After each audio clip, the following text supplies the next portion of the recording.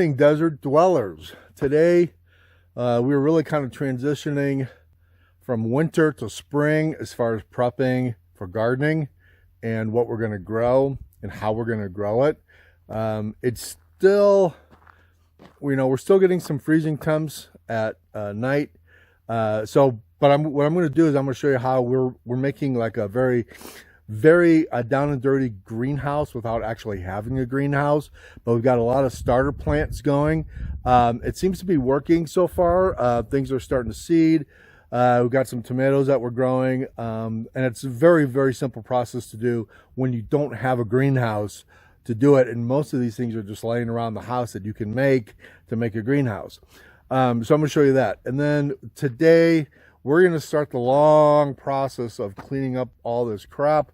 And I think in this area is going to be our garden area, official garden area anyway. So we got a lot of work to do. The nights are still getting down, like this, like the next 3 or 4 days, we're like in the low 40s. But then this weekend, Monday, I think we get down to 30 and they're calling for possible snow showers. So we're still kind of like bouncing up and down in temps. We have a very, very short growing season here in northern Arizona. So if you can start early with a greenhouse, that's really the kind of the trick to get all your fruits, vegetables, especially your veggies, get growing so you can harvest them by August. So that's the whole plan. That's what we're going to try to do anyway. But we got a lot of work to do. We have a lot of work to do. So our dog got really sick last night. We think she may have got into a rotten onion, which is really bad for dogs. But so yeah, I'm going to clean this stuff up. Always exciting. Always exciting. We hope she's okay. We're watching her today. She's resting. But yeah, she got really sick last night. I set up 3 different water stations here, kind of in a triangle. So I have close access to what I need to water. Some of the water is just for gardening. Some of the water is just for like washing stuff like I'm doing right now with the mats. And then of course we have our drinking water over here. But it seems to be working really well because when I come in and I go get water, it's really easy to fill all these containers or totes with water without having it to be a hassle. So far we've got 7 335 gallon water totes. Most of them are always full. This one I have to refill because I've been using it quite a bit. And we had some friends that were YouTubers out here that were using that water for their RV. So, so I'm gonna have to refill that. But so far, setting up water stations around the property that you can use seems to be working out very well. How you doing, Caldonia? You feeling a little bit better? I'm a good girl? All right. Get some water, okay? You want to come back out? Come on. Come on.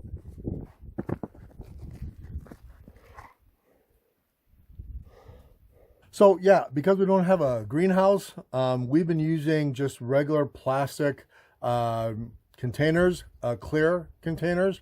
And so we made a little garden center in here in a shed, which is acting as our washer, laundry room, and our cellar room. But it's been effective so far. So let me show you what we've done and how it's working, because this is really, it's working great. So yeah, these things are working. It's like a greenhouse.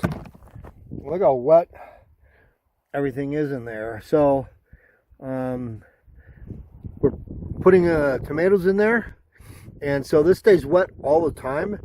And since they haven't really germinated yet, I see a couple of them that might be coming up, but well, I'll just put these in the shed at night and then I bring them back during the day. And these things work really good. You can see all the water on top of this thing. So that's really working great. It's been an awesome temporary greenhouse to start germinating seeds, because we're already in May. And so hopefully we can plant these things in the next couple weeks and our garden will be ready and we'll be ready to go. But, since the temps have been, mid 30s, sometimes even low 30s,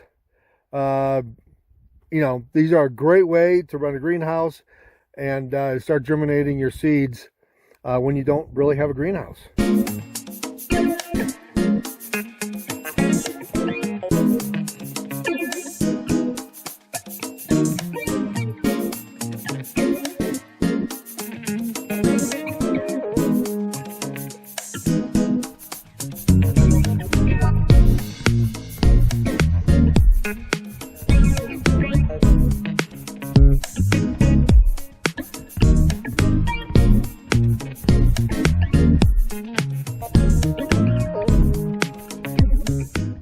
As you can see behind me, it's raining back there. I'm hoping this rain reaches us. We were supposed to get rain the other day. We had rain all around us. It didn't rain here. But you know, we're ready, man. I mean, we're ready to go, man. Our gardening's going to be right up, ready to go when it starts raining and summer gets here, and we're hoping to plant early. And we're just kind of making that slow transition from all of our winter stuff to spring, summer, which means all of our furniture is out. We're going to finish that outdoor shower, and we're going to be ready to go. So I've got some broccoli, spinach, peas, lettuce. We've got both Caesar and iceberg, and of course onion, and then kale. Ariane loves kale. She loves that. So, and then along with tomatoes, potatoes, and then we're going to have some peppers, garlic. We'll see how it goes. I mean, this is our first year, our first growing season, our first year. So we'll kind of see what we do. I'm sure we're going to learn a ton of mistakes. So we got 3 different 12-volt pump stations with our totes. So we'll be able to get water here, be able to get our water over there for the laundry room and for this garden area. And then we'll have a bigger one there where our garden is going to be. So I think we're pretty good. I mean, this should be a pretty good start from transitioning from kind of winter temps at night to more springtime, and hopefully very soon some summer temps also. It's still like around in the 70s during the day, and at night it drops about high 30s, low 40s. This weekend we're supposed to get another freeze. It's going to drop down to 30, but so far I think it's pretty good. I'm going to have to do something about these solar panels, because that's another transition from winter to summer. These were great in the winter time, but now the summer, the sun is setting over here, and the solar panels are becoming non-efficient.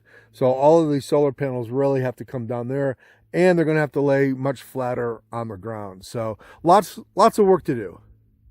Well, anyway, you guys, thanks for watching. Really appreciate it. Please give it a thumbs up. Hit the subscribe button. We'd love to have you part of our community. And we always post photographs in our the community tab or the post tab on YouTube. And I'll tell you where the SNC or the SNA elevation sign came from. It's pretty funny. It was a gift to us. So I'll explain where that came from. Anyways, thanks for watching. We'll see you guys later. Bye.